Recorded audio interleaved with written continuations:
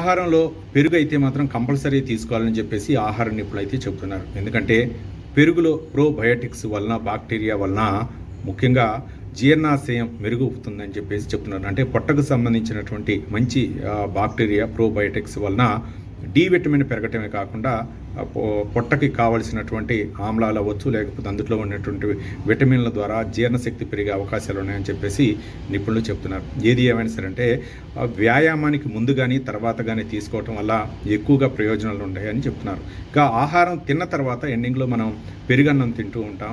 ఇది కూడా అంటే ఆ పెరుగు తీసుకోవటం వల్ల మిగిలినటువంటి సమయాల్లో కూడా స్నాక్స్ బదులు కొంచెం పెరుగు తీసుకోవటం వల్ల అంటే ఎక్కువగా ఆహారం తీసుకున్నాం అనేటటువంటి అనుభూతి కలిగిద్దని చెప్పేసి చెప్తున్నారు.